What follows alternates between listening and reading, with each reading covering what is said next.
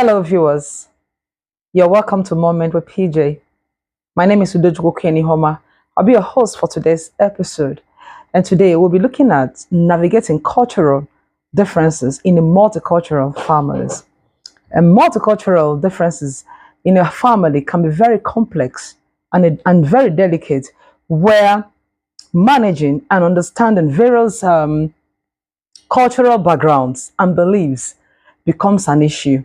I have PJ here with me to help us with a few key points for today's episode. You're welcome, sir.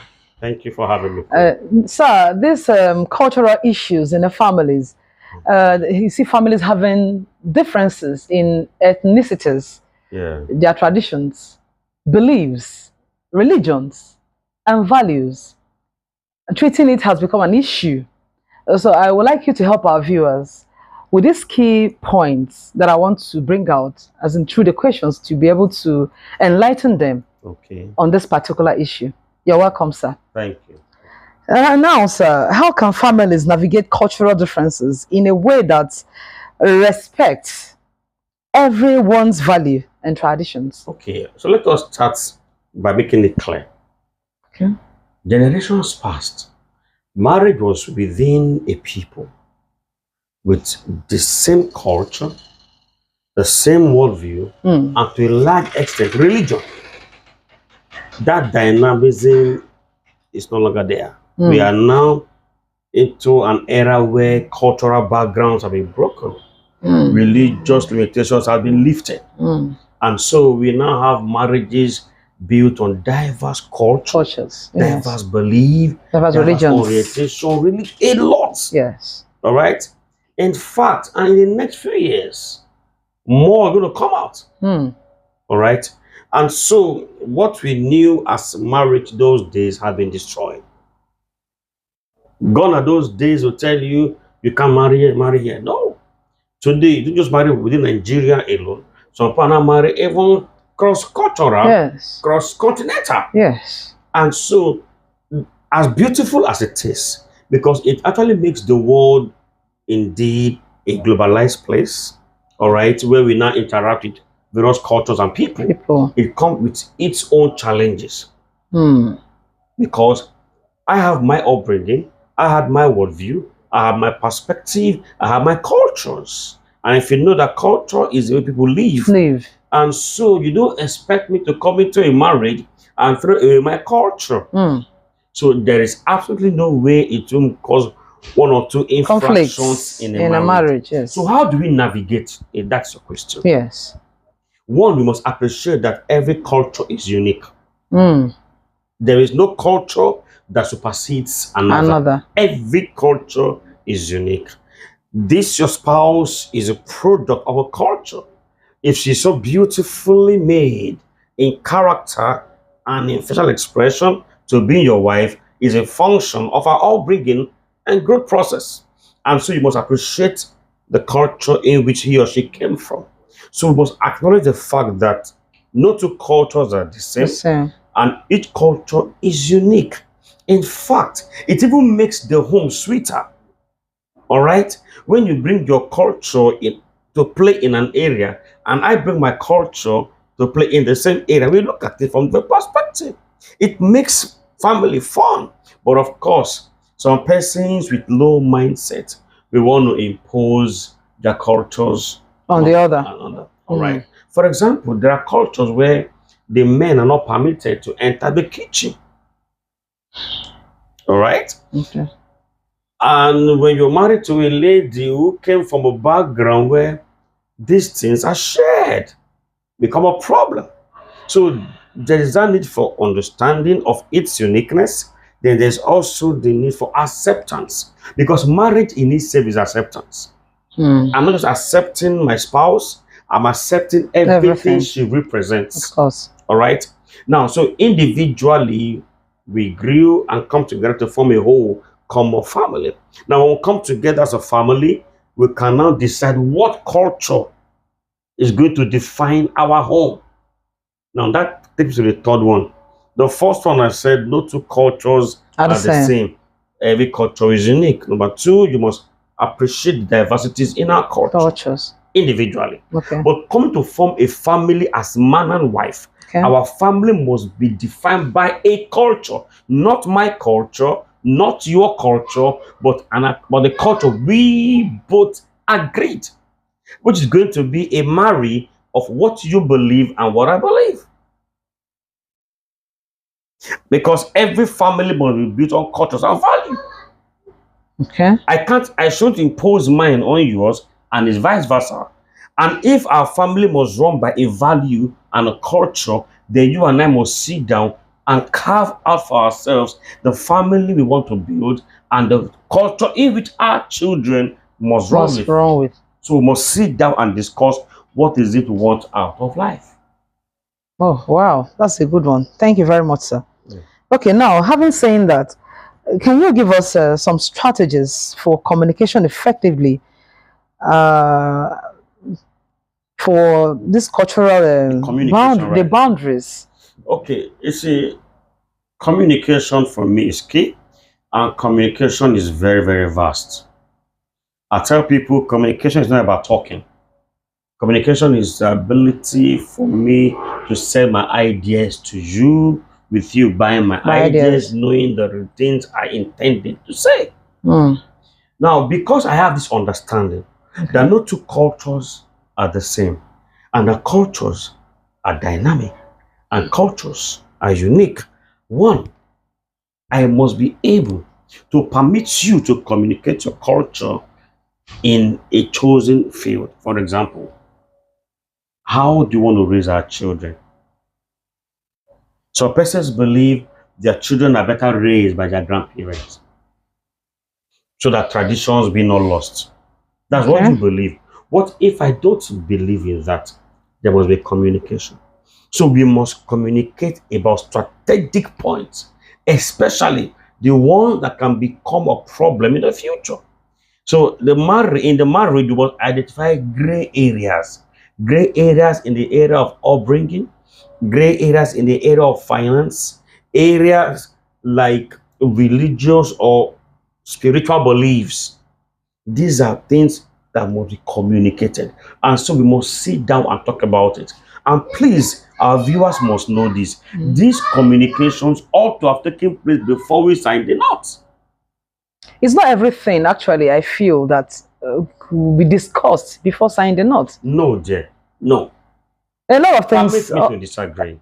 It's possible, but it's not everything one can actually remember. You cannot discuss everything, but there are critical areas you can't even think of forgetting. When it has to do with these multicultural issues, that things you can't even forget. Okay, that means one person has to be, so how will I put it now?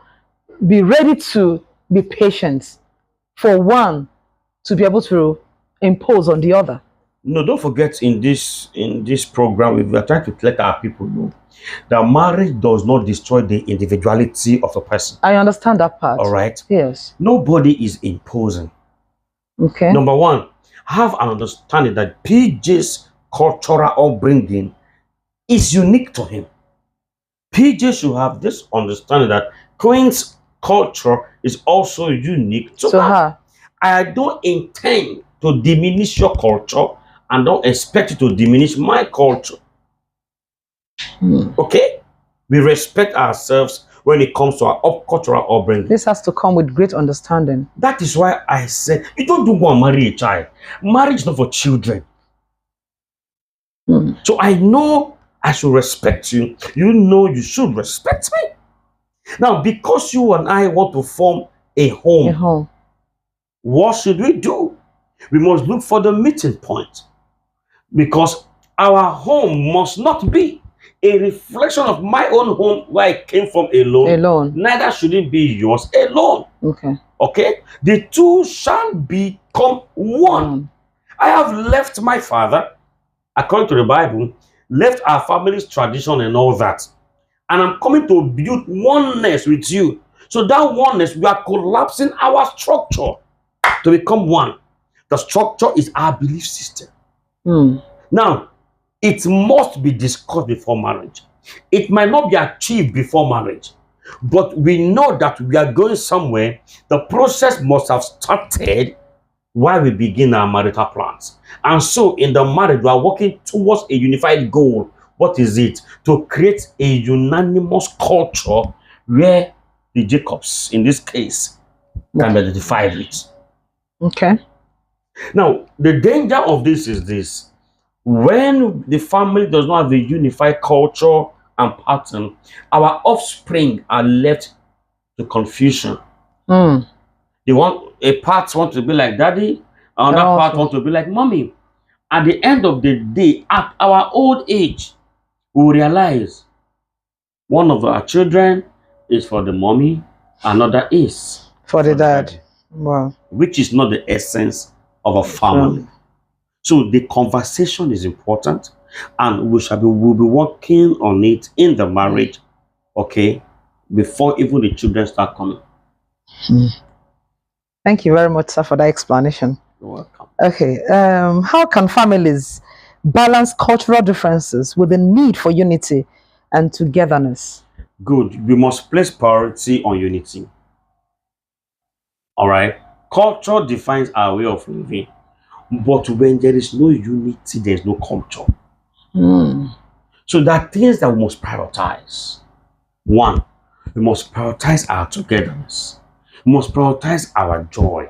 We must prioritize our happiness. So the question is going to be, if holding on to my culture will make my wife sad, let me review my culture.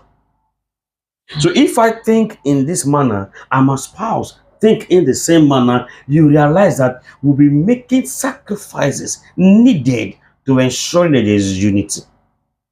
Okay. All right. And so when we prioritize our happiness with ease, we'll be willing to make the sacrifice necessary to achieve the home we want to achieve. I get what I'm saying. Yeah. I don't want us to see intertribal, intercultural marriages has been negative. There is the fun of it. Of course. There is the beauty of it. Okay? Over time, I start speaking your language. Over time, I start dancing like your people. I start eating like your people.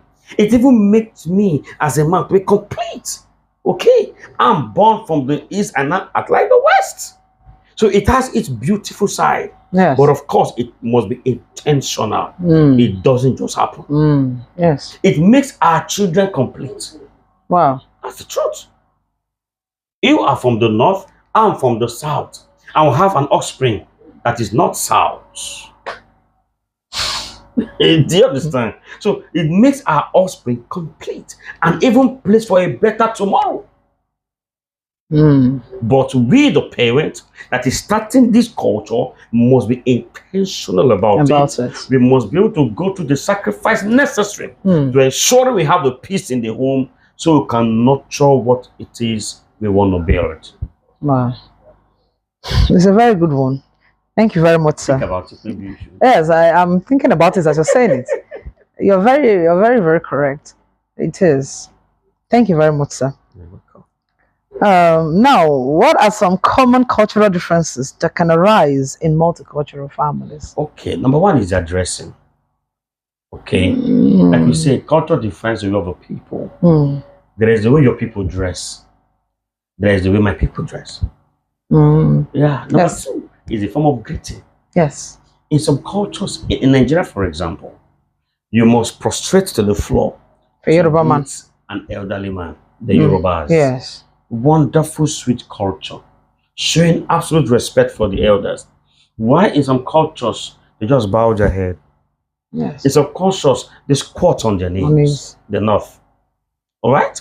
And so, you, an Igbo lady from the eastern part of Nigeria, you are now married to a Yoruba man from Lagos, Nigeria, and I'm coming, your people came to, we are married, and your siblings came to see me at home. I should be expecting them, by my own culture, to prostrate to the ground, because I'm a chief of my house. And so they came to my house and said, hi, good evening, sir. Oh. So, wow, are you okay? And they will say the person doesn't know the traditions. Not just as you are disrespectful. The yes. You are very disrespectful. You don't have manners. He has manners. Because by his culture, he's good. But I was waiting for an Igbo young man to go to the floor. An Igbo man will tell you, no, I don't bow down. I only bow down to God. So besides that mode of dressing, their mode of respect, the way they show respect is different. Mm. All right? Even their feeding too is different. Yes, food. I wanted to say that. Yes. And I know you love food. So the food, the food part is also very important. Now listen, love is sacrifice. Yes. Love is sweet. Marriage is good. Mm. But we must be willing to sacrifice.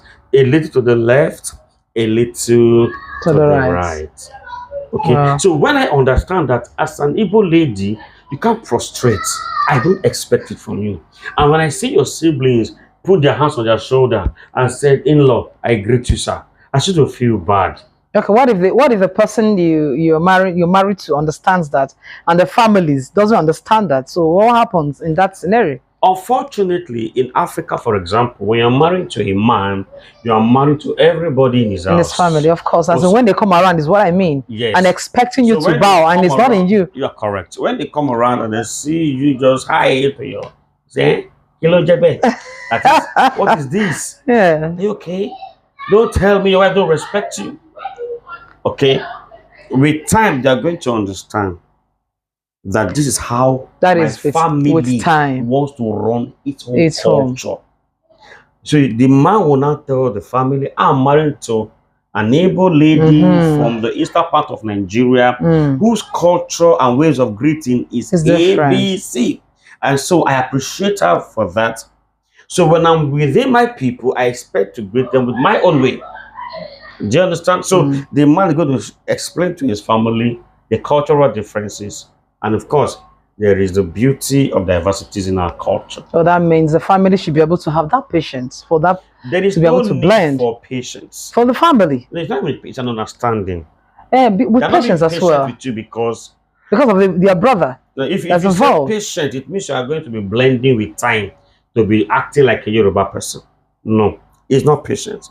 The brother needs to let them understand that, okay, this is how my family is. I am not married to a lady from my own constituency. I travel all the way to eastern Nigeria to pick a beautiful damsel from where I pick her from or chose her from. This is who they are and what they represent and how they greet. And so my family is not just a Yoruba family anymore.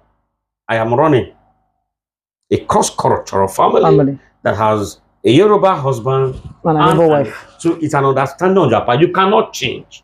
They will understand. So when they are coming, we know we are going to an Igbo family. They will understand that with time, yes. Wow. It's nice having you on this episode for today. Okay. Thank you very much for the enlightenment you brought to our viewers and their viewers. Navigating cultural differences in a home, you have to have this willingness to learn and to adapt as well. Thank you for staying tuned, and don't forget to please like, subscribe, and share this video. Thank you very much. And bye. Thank you.